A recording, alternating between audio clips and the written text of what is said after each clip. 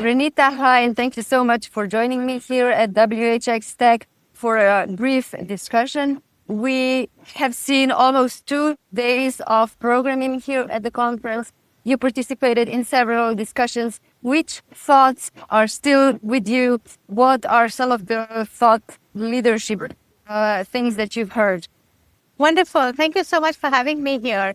I think it's an amazing conference. I mean, the level of thought leadership, the quality of speakers has been just amazing. And really, this conference was intended for that, to set the stage and direction of the vision for digital health and bring all different parts of the ecosystem together. So that's what it's been done. I think, of course, every minute there's a conversation on AI, every single minute. But I think the one that actually takes me back home from this conference is really the idea of the human side, which is becoming so much more important. And as we go into the world and look at the future of life in the world with all the changes going on, there's going to be a lot more disruption in terms of the skills that are required. And I think the skills that will be required in the future for work is going to be skills like caregiving, the human side, creativeness, strategy, bringing people together, collaboration. So all people-based skills. So, and I think this conference talks a lot. The technology is great, but unless you have the people behind them providing the human side of healing, I think that's not going to happen. So one of the big things I've taken home is that we need to get back to the basics in healthcare, which is the human side, the whole aspect of empathy, humanness, kindness, and love and service. Because at the end of the day, healthcare is all about service. Yeah.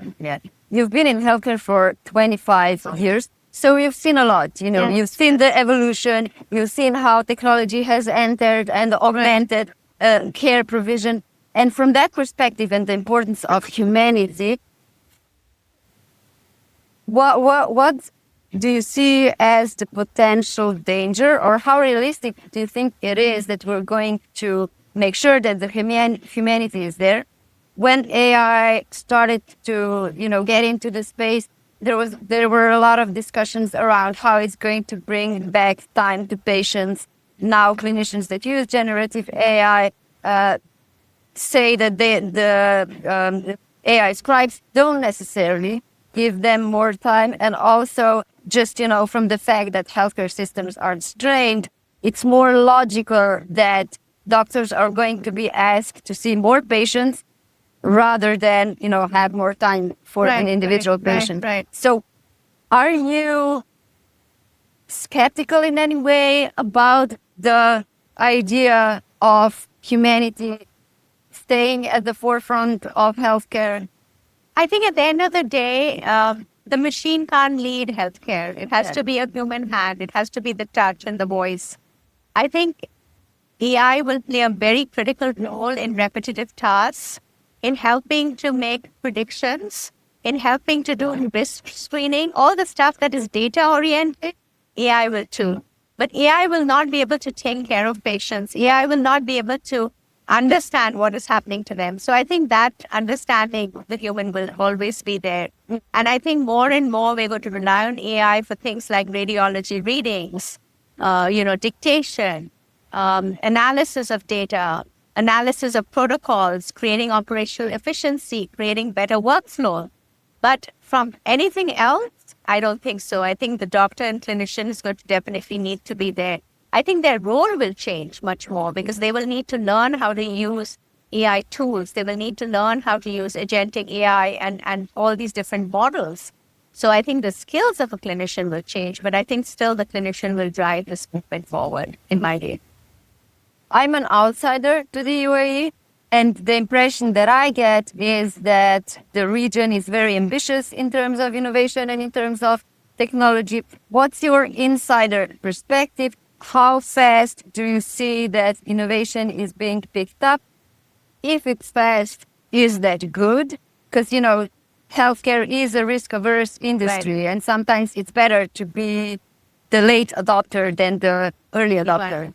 I think UAE has made tremendous progress. 10 years ago, if you came to this country, there would be a lot of sand and a lot of desert. You don't see that anymore in the city. So there's phenomenal amount of progress. The country, the governments have invested heavily into technology and innovation. and they want to be at the cutting edge of everything. I have been in healthcare systems across the world, and I've lived in healthcare systems in over 10 countries. And I would say Dubai has one of the most sophisticated healthcare systems in the world.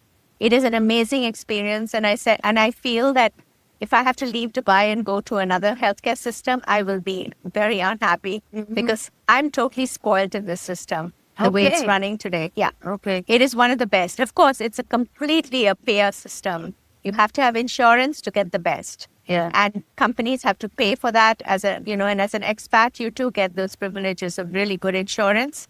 But on the other hand, there is a large population of people here who are in the service industry who come from emerging market countries to work here, like from Pakistan and India and Bangladesh and Philippines. And that's about 70% of the economy. And they are living on basic wages and they don't have a lot with insurance. So they have to keep going back home.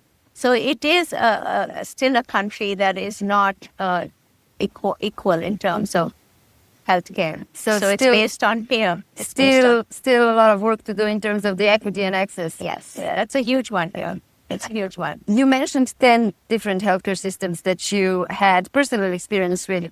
Tell me more about that. So, what was your experience? How do you compare systems? I find it very good to know how other healthcare systems work, because then if you're in a good system, you can appreciate more what you have, because every healthcare system has problems. Right. But yeah, if you compare them, then, it's... I think it's all about money. At the end of the day, I'm sorry to say that it's all about economics. It's a very politically charged topic. I mean, I come out of the U.S. healthcare system where I lived most of my life. And it's a system where it's all based on a lot of middle people making a lot of money. And eventually there's no transparency for the consumer, what they're purchasing and what they're going to get out of the purchase. Yeah. And now with new administrations and new cutbacks, it's getting worse and worse and worse. So I think the U.S. has the highest cost of GDP, 17 to 18% of their GDP, but yet are people living longer? Are they healthier? No. But it's, again, a very economic model because there's so much to do with the food that's sold there.